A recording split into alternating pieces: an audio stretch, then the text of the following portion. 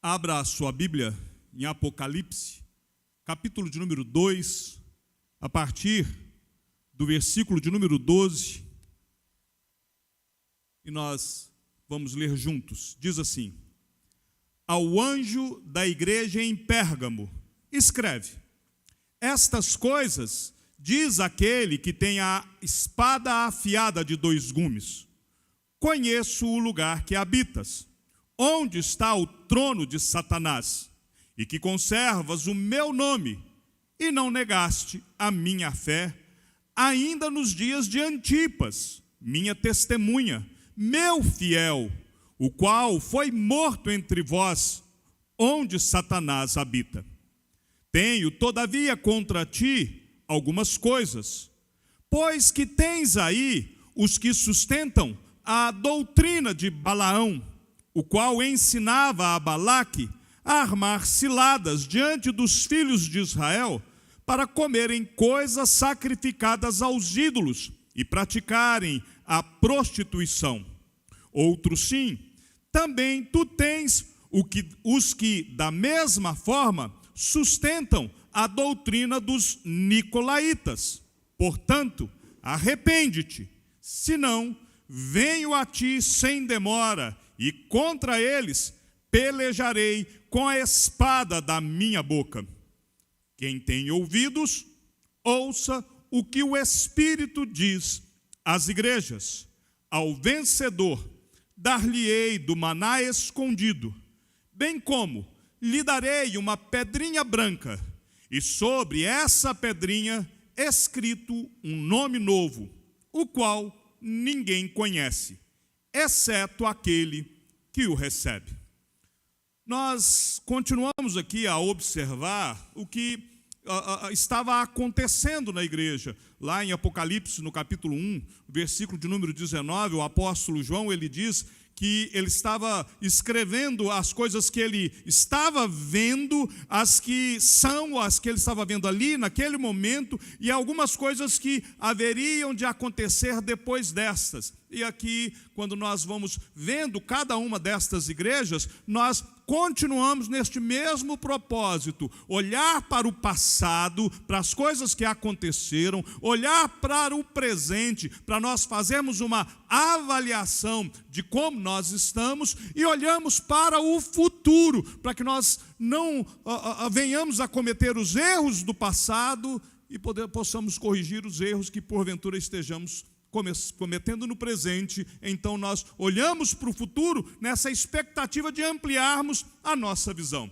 E aqui Jesus está pedindo para que João escreva ao anjo da igreja que estava em Pérgamo, e agora nós vamos nos deparar com uma igreja que amou o mundo, uma igreja que se mundanizou, uma igreja que ela ficava com aquilo que a gente diz, ela mantém aqui um pé na igreja, mantém um pé no mundo, ela, ao mesmo tempo que ela olha para a doutrina, ela mantém os olhos fixos no mundo, e ela quer tentar assimilar essas duas coisas. A cidade de Pérgamo, ela foi edificada para ser eterna. Pérgamo era a cidade onde a lenda dizia que foi a cidade onde nasceu Zeus. Era uma cidade importante, foi capital durante 400 anos do império. A cidade de Pérgamo, ela não conseguiu alcançar a importância comercial de Éfeso ou de Esmirna, mas ela era o centro cultural daquele povo naquela época, né? A igreja que estava em Pérgamo, muito provavelmente, ela foi fundada na 3ª viagem missionária do apóstolo Paulo. Lá em Atos capítulo de número 19, nós vamos ver que todos aqueles que habitavam na província da Ásia ouviram a palavra do Senhor Jesus, tanto judeus como grego. Ou seja, era uma igreja fruto do ministério de Paulo, a última viagem do apóstolo Paulo. Na cidade de Pérgamo possuía um teatro, o maior teatro daquele período, com capacidade de 15 mil lugares. É o único teatro, o único anfiteatro romano que tem essa inclinação. Ele era muito mais inclinado do que os outros.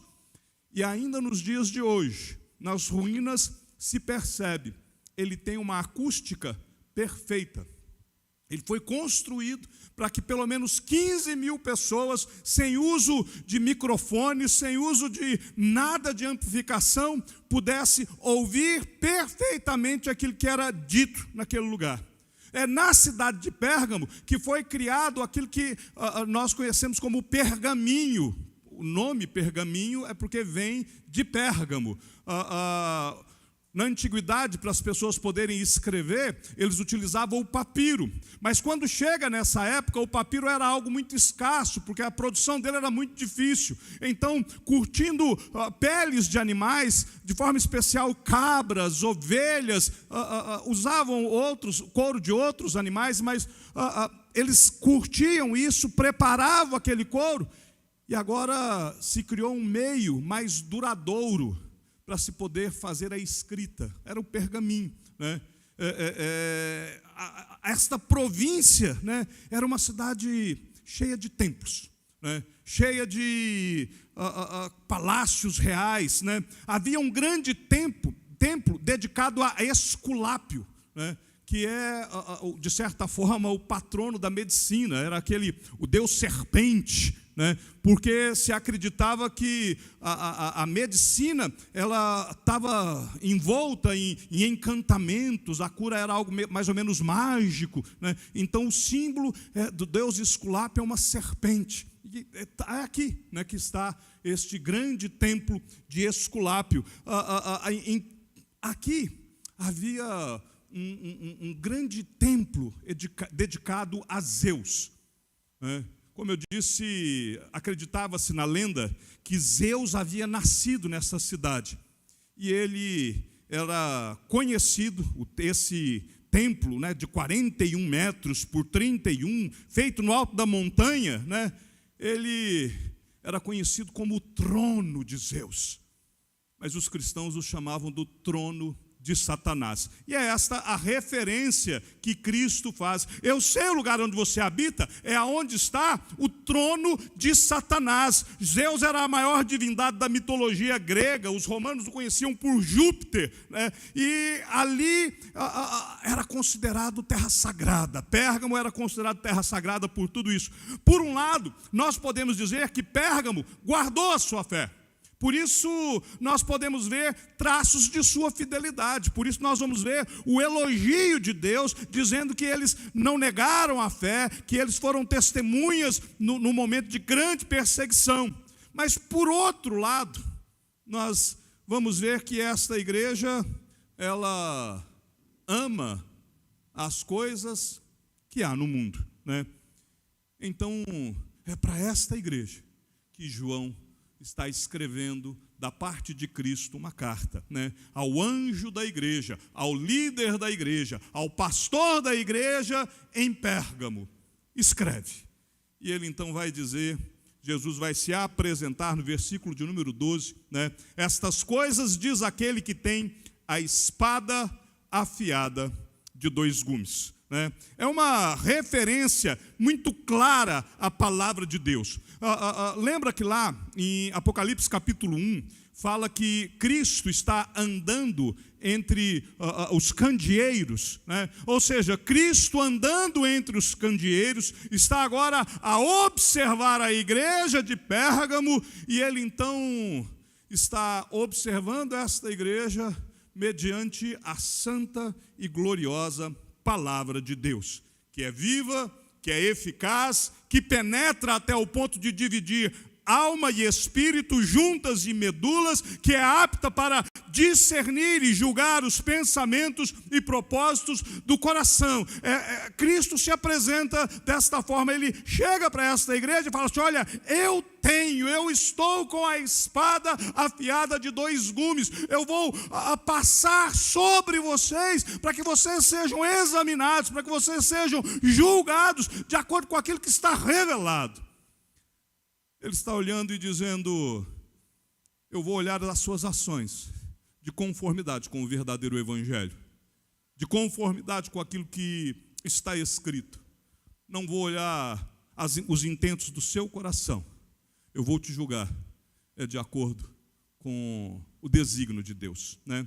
Deus sabe quais são os nossos intentos, Deus conhece quais são os nossos propósitos. Deus sabe o que foi que te motivou debaixo dessa a chuva torrencial que aconteceu bem no início do culto. O que fez você, debaixo dessa chuva, entrar dentro do seu carro, ou mesmo entrar dentro do seu ônibus, ou mesmo chamar um Uber, um táxi e se dirigir até aqui? Deus sabe por que você fez, Deus sabe por que você veio. Assim como que Ele também sabe qual foi o motivo que te impediu de vir. Se foi a chuva ou se foi qualquer outra coisa. Deus, Ele nos corta.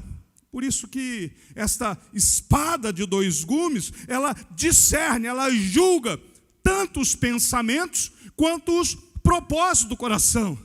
E agora o Senhor da igreja, Ele olha para a igreja de Pérgamo com esta espada afiada de dois gumes, e Ele então vai discernir: por que vocês me servem? Qual é o objetivo da sua adoração? Meu querido, em momento algum, Deus terá por inocente o culpado. Não basta ter boa intenção, é preciso fazer de acordo com o mandamento de Deus. Lembra da história de Uzá?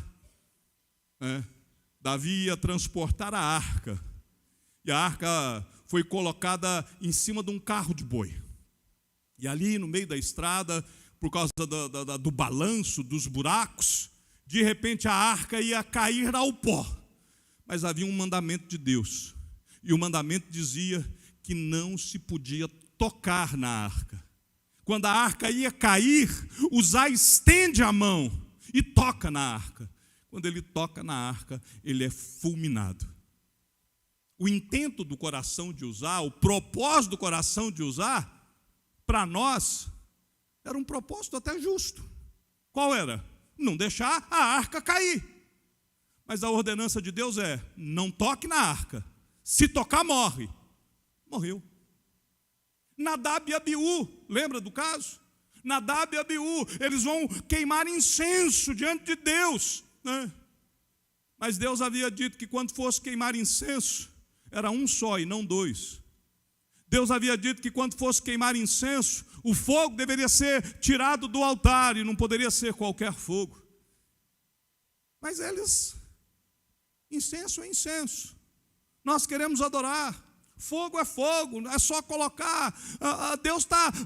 Deus vai julgar o intento da nossa atitude. Deus vai olhar aquilo que nós estamos fazendo e Ele sabe que o que nós estamos fazendo é de boa intenção. A espada de dois gumes faz com que saia fogo do altar e consuma Nadab e Abiú, independente do propósito e do intento do seu coração. Percebem? É isto que está acontecendo agora em Pérgamo. O Senhor da igreja, aquele que anda entre os candeeiros, agora Ele se apresenta como aquele que tem a espada de dois gumes. E Ele vai dizer: eu vou julgar vocês não de acordo com a sua intenção, não de acordo com o teu propósito, não de acordo com aquilo que você gosta ou deixa de gostar. O meu julgamento diante de vocês é de acordo com a minha palavra, é de acordo com a minha ordenança. Não importa se você acha que é bom, não importa se a cultura diz que é boa, não importa se isso traz paz, isso não importa absolutamente nada. A única coisa que importa aqui é o que diz o meu mandamento, o que diz a minha santa palavra. Eu sou aquele que tem a espada afiada de dois gumes. E aí, diante disso, Ele olha para a igreja e Ele traz elogios. Ele vê coisa boa na igreja, né? Na introdução, nós vemos aqui vários elementos que nos mostram o lugar onde essa igreja estava. Cristo fala: eu conheço o lugar em que habitas, onde está o trono de Satanás. Ou seja, havia ali o templo de Esculápio, havia o templo de Zeus, havia ali uma série de outros templos de idolatria, mas o trono de Satanás, eles estavam num lugar aonde Satanás tinha o seu trono, aonde ele achava que coordenava alguma coisa. Então, Cristo reconhece: você está num lugar que não é fácil me seguir. O lugar que você está é um lugar difícil. Eu conheço, eu sei o lugar que você habita. Eu sei que você conserva o meu nome, ou seja, esta é uma igreja conservadora. Ela retém o meu nome. Ela é uma igreja que quer de alguma forma honrar, me adorar. Em certa medida, esta igreja ela mantém um bom padrão doutrinário.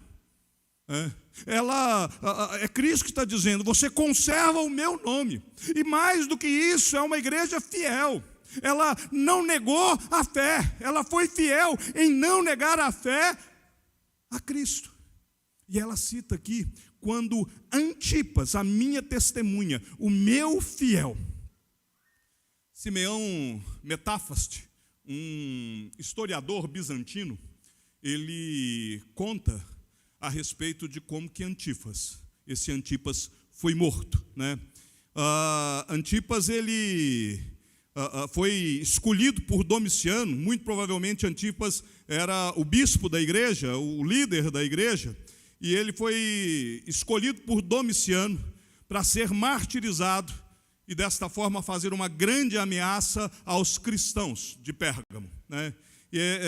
Os cristãos daquela região, não só daquela região, todos os cristãos do império, eles eram considerados como traidores do Estado. Eles não adoravam o imperador, eles se negavam a atribuir a divindade a César. E isto para o Estado romano, isto era uma verdadeira afronta, eles estavam traindo o império. Então eles pegam Antipas e propõem para ele: ou você nega a fé, ou você morre, né? Mas Antipas aceita o seu martírio, e este historiador, Simeão Metáfates, ele conta que no caminho, enquanto ele estava sendo conduzido para o seu martírio, ele ia pregando o evangelho, anunciando Jesus como Salvador, adorando e louvando o Senhor. E aí ele foi colocado dentro de um boi de bronze, né? Havia uma entrada pela boca do boi, ele era colocado lá dentro, e depois era acesa uma fogueira abaixo do boi, e ele era literalmente cozido vivo. Imagine o tamanho do tormento. Aquele bronze sendo aquecido, aquela coisa cozinhando, e ele ali, né, sofrendo as queimaduras do bronze, aquele abafamento, ou ele morre de dor, ou ele morre asfixiado. Ele vai morrer, mas ele morre, louvando a Deus. E é interessante porque a igreja, ela acompanha isso, ela vê isso, ela vê o martírio, e aí essa testemunha fiel, a igreja se mantém firme, a igreja não nega a fé, ela acompanha tudo isso.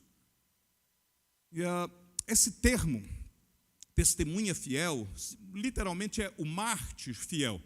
Quando nós lemos lá em Atos capítulo 1, verso 8, que nós vamos ser testemunhas de Cristo,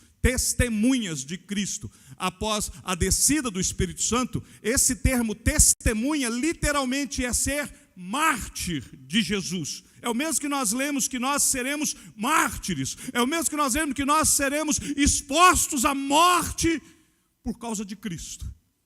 Testemunha de Cristo é isso, é estar disposto a morrer, né? É o chamado para os nossos dias. Isso não era válido só para a igreja antiga. Isso não era válido só para os apóstolos. Isso não é válido só para as igrejas que estão em regiões de perseguição. Como eu disse aqui no domingo passado, não são eles que estão sendo perseguidos, somos nós que estamos sendo perseguidos, mesmo que aqui não tenha perseguição. Se um irmão nosso morre pela fé em qualquer rincão deste mundo, somos nós que estamos sofrendo. É o corpo de Cristo. Nós somos mártires. Se tivermos que morrer pelo Evangelho, temos que morrer pelo Evangelho. Eu temo que alguns nos nossos dias, se souberem que para seguir a Cristo terão que morrer, alguns membros de igreja vão pedir o desarrolamento, porque não suportam mais. Eles não estão dispostos a morrer. Eles querem as benesses do reino. Eles querem aquilo que Cristo pode fazer. Eles querem a glória. Eles querem ser cabeça e não cauda. Eles querem a coroa. Não querem o martírio. Mas nós somos chamados para isso, né? Ou nós somos inteiramente de Cristo, ou nós somos inteiramente do diabo. Não existe isenção. Não existe meio termo. Ou é Cristo, ou é o diabo. Ou é a vida eterna, ou é a morte eterna. E logo depois de ter feito o elogio à igreja de Pérgamo, nós vemos no verso 14, né, que Cristo vai então tecer uma repreensão. Depois dessa história, né, da gente ver o servo, a testemunha, o Antipas sendo chamado de o meu fiel, dessa igreja, né? Essa igreja agora vai receber um puxão de orelha, né? E o puxão de orelha é porque a gente vê que essa igreja, num cenário de perseguição, ela se mantém fiel, mas essa igreja se descuida com a doutrina, né? E aí fala da doutrina de Balaão, onde eram encontrados simpatizantes. Deixa eu te lembrar dessa doutrina de Balaão.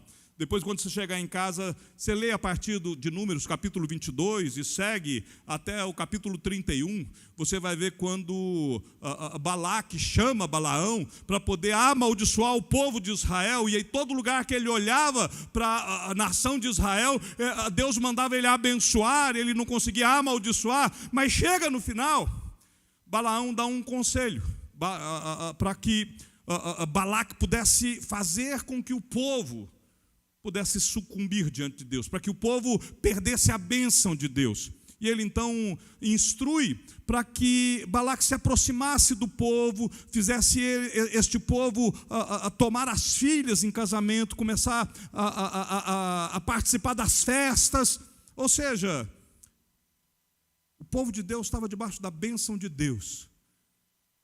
E o ensino de Balaque é: faça com que eles se aproximem de vocês. Faça com que eles assimilem algumas coisas do culto de vocês. Faça com que eles desobedeçam a Deus. Porque quando eles desobedecerem a Deus, Deus virá contra eles. E ali era essa a doutrina de Balaão, né? A igreja, ela era fiel. A igreja de Pérgamo havia pessoas que eram fiel, mas eles aceitavam de bom grado misturar elementos dos cultos pagãos, né? Eles não tinham muito problema, eles não erguiam a voz contra o pecado, eles aceitavam aquilo, né? Essas pessoas acreditavam que podia de repente frequentar os festivais pagãos com seus cultos aos ídolos, desde que eles mantivessem essa certeza: não, o ídolo nada é, os ídolos nada são, então, como o ídolo é nada, não tem problema, eu posso ir ali e eu não vou me contaminar, eu vou estar ali junto, né? Eu vou me aproximar. Mas essa mesma doutrina, ela é aquela que ensina que nós podemos aceitar certas práticas contrárias ao Evangelho. Eu posso assimilar certas coisas. Então, Deus condena, né? Havia ali também a doutrina, né, dos nicolaítas. Eu já tratei isso na igreja de Éfeso, né? Os opressores do povo. Nicolaítas é a junção de duas palavras, Nical e Laikos. Então, eles queriam dominar o povo através do evangelho, através da palavra. Então, você tem que pedir permissão para tudo. Tem os donos da igreja, aqueles que querem mandar no povo, aqueles que acham que são mais do que a Bíblia, são mais do que Cristo. Então, eles ocupam uma posição onde o povo tem que ser oprimido. E ali também havia tudo isso, né? E ali, então, nós vemos que isso ainda acontece nos nossos dias. Percebam, nos nossos dias, a essência do Evangelho não é mais chamar as pessoas ao arrependimento, não é mais confrontar as pessoas com o pecado. A essência da pregação do Evangelho nos nossos dias é dizer para as pessoas: não, vem cá, eu quero orar pela sua vida, eu quero ministrar bênção pela sua vida, eu vou ungir o seu carro, eu vou ungir a sua casa, eu vou ungir a sua carteira. Enquanto que a Bíblia diz que é Deus que unge pessoas. A unção de objetos foi encravada na cruz. Isso é ritual do Antigo Testamento, não tem nada a ver conosco, não tem mais nada a ver com Cristo, né? O meu carro não precisa ser ungido, já foi abençoado por Deus. A minha casa não precisa ser ungida, os anjos de Deus já acampam ao redor dela. A minha carteira não precisa ser ungida, ela já está consagrada ao Senhor. Eu já sou ungido de Deus, então tudo aquilo que é meu é santo, é consagrado ao Senhor. Eu não preciso mais destas coisas. Mas é isso que a gente vê, né? Muitos saem em busca deste evangelho de poder, querem ser cheios de poder, mas se esquecem que para ser cheio do poder de Deus é preciso esvaziar-se de si mesmo. São as doutrinas de Balaão que vão entrando.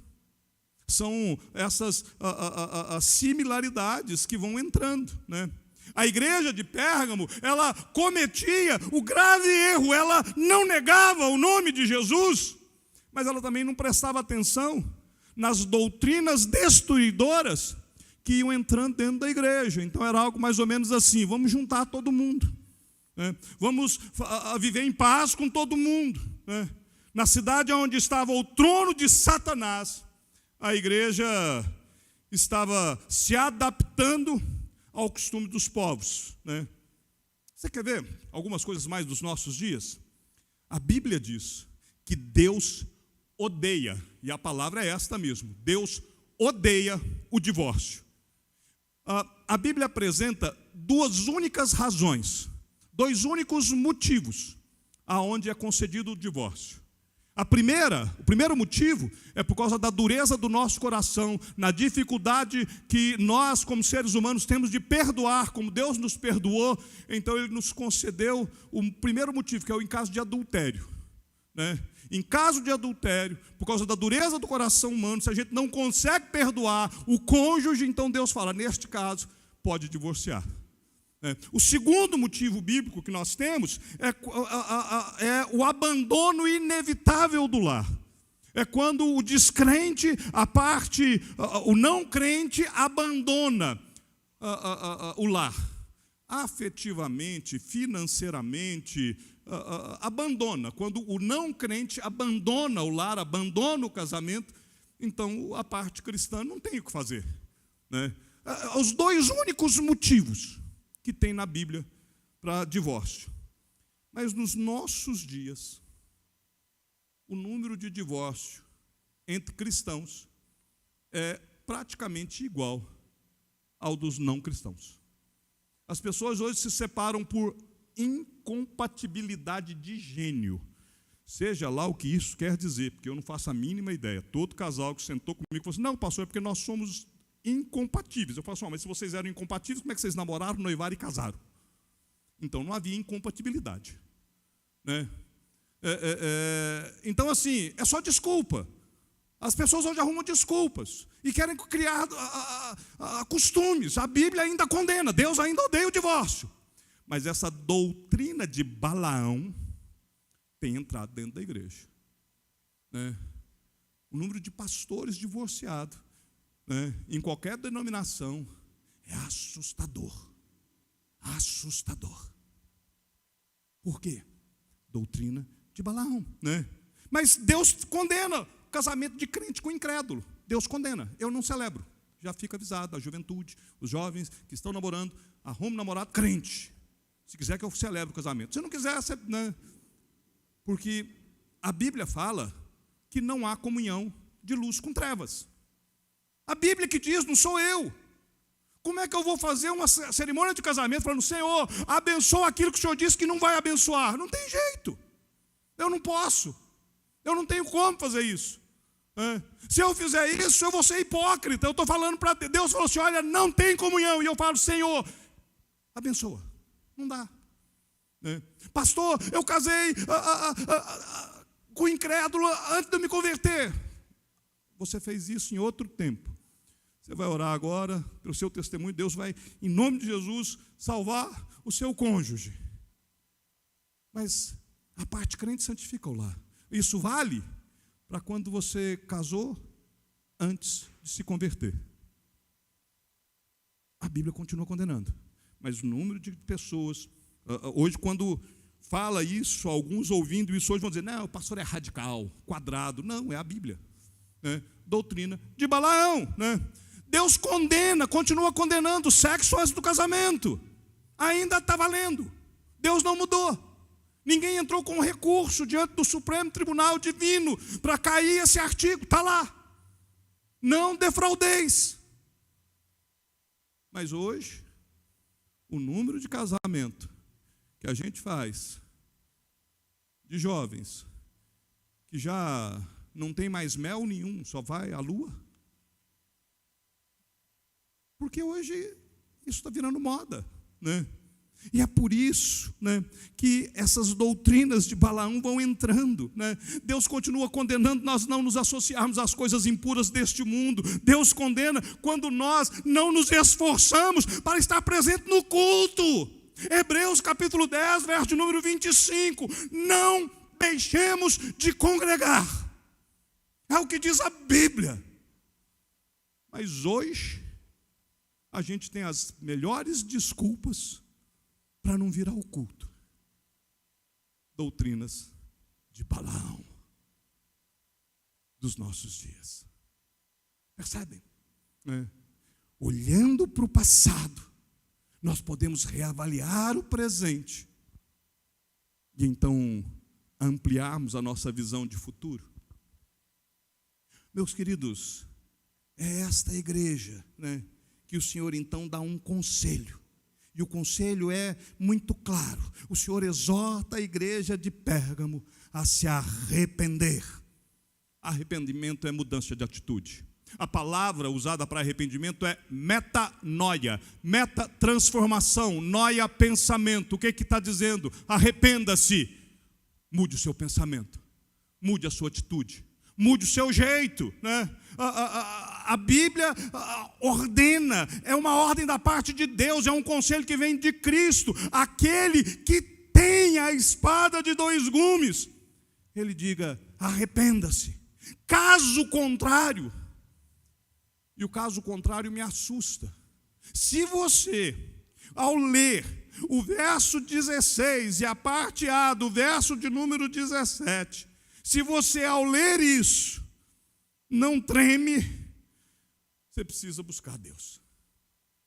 Você precisa rever o seu conceito a respeito da palavra de Deus. Porque lá diz assim, arrepende-se, senão eu venho a ti sem demora e contra eles pelejarei com a espada da minha boca. É interessante porque quando Cristo se apresenta a esta igreja, ele se apresenta como aquele que tem a espada afiada de dois gumes.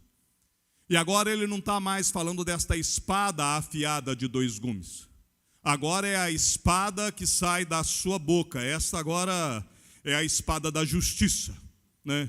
É a figura de um juiz. O grande juiz que tem a capacidade de golpear, que tem a capacidade de ferir, que tem a capacidade de destruir todos aqueles que não passam pelo crivo da espada afiada de dois gumes. É a espada do juiz. É a figura do julgador. Mas por que eu falo que isso aqui tem que nos assustar? Por que a gente tem que olhar para esse texto com temor e santo tremor? O apóstolo Paulo fala na carta aos Romanos, se Deus é por nós, quem será contra nós?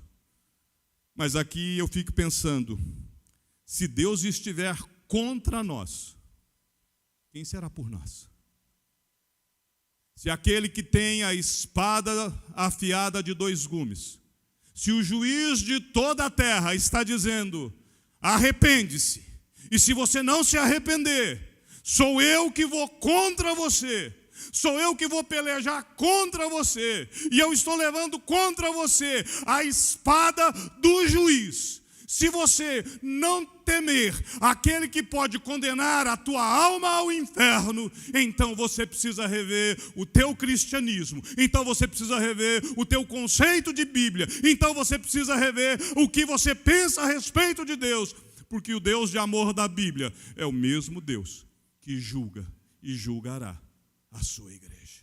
É o mesmo Deus que anda no meio dos candeeiros. É o mesmo Deus que diz que vai tirar o candeeiro daqueles que não passarem pelo crivo, né? E aí, a partir no verso 17, a parte B, o Senhor então vai trazer uma promessa aos vencedores, para aqueles que Deus não veio contra. Porque se Deus veio contra, meu querido, não tem ninguém que possa ser por nós. Se Deus não está contra você, então Ele é por você. E se Ele é por você, você, diz o apóstolo Paulo também, você já é mais do que vencedor. Então, aos vencedores, Ele promete o maná escondido, né? Aqueles que não aceitaram a comunhão com o mundo, aqueles que rejeitaram as modernidades da fé, aqueles que não participam dos manjares oferecidos neste mundo, diz a Bíblia que eles serão então sustentados por Deus. Ele vai dar o maná escondido. Sabe qual é o maná escondido? É o pão vivo que desceu dos céus. É o próprio Cristo. Ele é o maná, Ele é o pão da vida, é Ele que dá sustento aos seus fiéis, é Ele que nos dá vida. A mensagem de Jesus continua ainda oculta para os sábios e entendidos deste mundo. Porém, para os vencedores, nem olhos viram, nem ouvidos ouviram, nem jamais penetrou em coração humano o que Deus tem preparado para os vencedores. Além do maná escondido, ele diz que também nos dará uma pedrinha branca. Há algumas interpretações para esta pedrinha, diversas, né? Uma delas fala de um bilhete de entrada. Nos jogos da antiguidade, nos jogos olímpicos da antiguidade, os vencedores, eles recebiam uma pedrinha que dava acesso para eles poderem entrar na área de premiação, né? Então, essa pedrinha pode ser este símbolo do bilhete de entrada para a celebração da bem-aventurança eterna, né? Outros pensam nessa pedrinha branca como uma referência agora ao Antigo Testamento. As 12 tribos, elas eram representadas por pedras, né? Por 12 pedras que eram colocadas no sacerdote, né? E agora, essa pedrinha branca é o símbolo da purificação, é a pedra que simboliza a igreja, que está agora inserida no sumo sacerdote eterno, que é o nosso Senhor Jesus Cristo.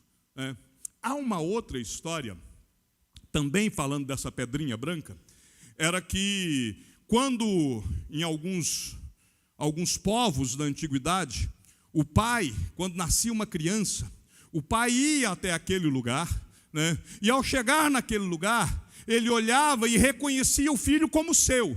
E ao reconhecer o filho como dele, ele escrevia o nome do filho numa pedra. E aquilo era um testemunho, né? Ele é meu e o nome é este. Se esta é a intenção de João, porque ele não traduz isso para nós, é um símbolo, mas aqui está dizendo que Cristo nos chama pelo nome, que Ele reconhece a nossa filiação divina e que Ele agora nos dá este reconhecimento, né? Essa pedra da absolvição, essa pedra de reconhecimento, essa pedra de testemunho, este bilhete de entrada, né? E é isto que nós recebemos. Nós recebemos da parte de Deus tanto o nosso sustento espiritual, quanto a certeza de que nós temos o bilhete de entrada, de que nós temos a nossa representação diante de Deus, de que nós fomos aceitos, nós fomos enxertados por Cristo. Agora, no sacerdócio eterno, né, nós fomos transformados. E aí, meus queridos, a igreja de Pérgamo é uma igreja que nos coloca numa encruzilhada. Nós precisamos entender.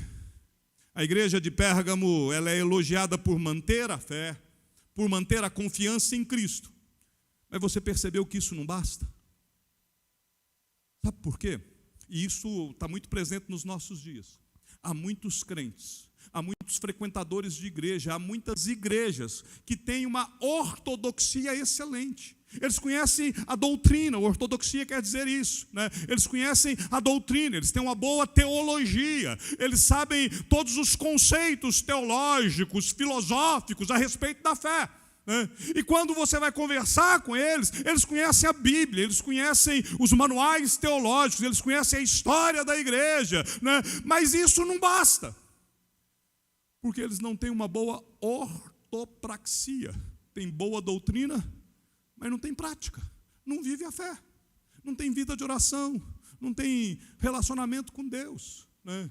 Aceita as questões do mundo, acha que certas coisas elas são do passado, não valem mais para os nossos dias, que a gente pode assimilar, a gente tem que viver em paz. O politicamente correto tem matado a igreja, porque a gente tem deixado de confrontar o pecado, a gente tem deixado de apontar o dedo para o pecado, a gente tem olhado para outras coisas que não é a palavra de Deus, que não é a doutrina de Deus, e a gente tem tentado assimilar. Nós estamos tentando viver em paz com todo mundo, e com isso nós negligenciamos princípios eternos. A igreja de Pérgamo nos mostra que não basta conhecer a doutrina. Não basta falar que está disposto a morrer por Jesus. Aliás, você pode até morrer por Jesus. Se você morrer por Jesus na prática de pecado, vivendo no pecado, você morreu em vão e não adiantou nada, né? Se você fala, não, eu sou aquele, eu estou disposto, mas se você, com essa mesma disposição, também negocia princípios da fé, cuidado, arrepende-se, ouça o que o Espírito diz à igreja. Cristo pode vir com a espada afiada contra nós. E se tem algo que eu não quero para mim e não quero para você, é que você seja encontrado lutando contra Cristo, porque você não tem a mínima chance, não tem recurso. O tribunal é único. O único advogado é aquele que tem a espada que vai contra aqueles que vão contra a sua palavra. Então, esta igreja que é elogiada, ela é criticada porque ela tolera imoralidade, idolatria, heresia, né? E é por isso que ela é convidada ao arrependimento. Pérgamo recebe essa promessa, e essa promessa é para nós. Nós somos colocados diariamente nesta encruzilhada. Ou eu sigo pelo caminho do mundo e me afasto de Deus, ou eu sigo pelo caminho da eternidade e me aproximo de Deus. E aí, quando nós olhamos para o passado, nós aprendemos. Nós temos que perseverar. Nós temos que perseverar como os discípulos de Pérgamo. Nós temos que manter a firmeza da nossa fé, mesmo enfrentando ameaças e perseguições que podem sobrevir sobre nós. Mas, ao mesmo tempo, nós somos alertados. Nós não podemos negligenciar a nossa responsabilidade diante de Deus. Aí nós olhamos para o presente, e aí eu tenho a chance de fazer uma avaliação. Eu posso reavaliar as mazelas do nosso tempo. O que tem sido prejudicial ao Evangelho nos nossos dias? O que tem nos afastado de Deus? Qual é o tipo de prática que eu estou ali achando que está tudo bem, mas que a santa palavra de Deus me confronta? Eu posso olhar para o presente, eu posso me reavaliar, eu posso, através das Escrituras, mudar o meu caminho. Porque tudo começa com a espada afiada de 2 gumes. Se eu consigo submeter a espada afiada de 2 gumes, se eu consigo que os meus pensamentos, os propósitos, os intentos do meu coração, ao serem cortados e expostos pela santa palavra de Deus, e eles então serem aprovados, eu posso continuar nesse caminho. Mas se não, eu posso mudar, eu tenho que mudar todo dia, eu preciso mudar meu caminho todo dia. Há uma série de propósitos na minha vida que eu preciso reavaliar todos os dias. Há uma série de coisas que eu oro de manhã e chego de noite e falo, Senhor, não era bem isso que eu queria dizer, eu entendi mais aqui durante o dia, e não é por aqui, então o Senhor, tem misericórdia de mim, porque o caminho era esse, e graças a Deus que o Senhor ouviu essa oração, mas o Senhor falou, ele nem sabe o que ele está pedindo. E o teu Santo Espírito me conduziu. Quantas e quantas decisões, quantas e quantas situações da minha vida já foram transformadas por Deus. E é de fé em fé, é de glória em glória, é dia a dia carregando a cruz e nós vamos juntos. E aí, olhando para o passado, olhando para o presente, então eu posso ampliar a minha visão de futuro e seguir pelo único caminho que nos leva ao Pai. Seguir através de Cristo, através da vontade de Cristo. E fazer a vontade dEle. E ser aquilo que Ele quer que eu seja. Nós somos chamados para servir a um Deus puro, mas nós somos chamados a servir a esse Deus puro em pureza e em santidade. Nós podemos e devemos defender a doutrina pura que Ele nos revelou, mas essa doutrina tem que ser sustentada pela nossa prática. Qualquer doutrina ou falsa doutrina que nos leva à imoralidade, que nos leva a negociarmos princípios de Deus, ou que faz com que eu tenha que dar certas explicações para certos versículos, eu prefiro não explicar certos versículos e baixar minha cabeça e falar, olha, está escrito. Ah, mas isso aqui é cultura. Bom, se é cultura, eu não vou ser condenado diante de Deus, porque Ele não colocou aqui que era só algo cultural, Ele colocou aqui como ordem. Então eu vou seguir a ordem, e não a cultura, e não o sinal dos tempos. A igreja de Pérgamo mostra para nós a importância de sermos fiéis, a importância de termos compromisso com a doutrina, com o zelo, com a pureza do Evangelho.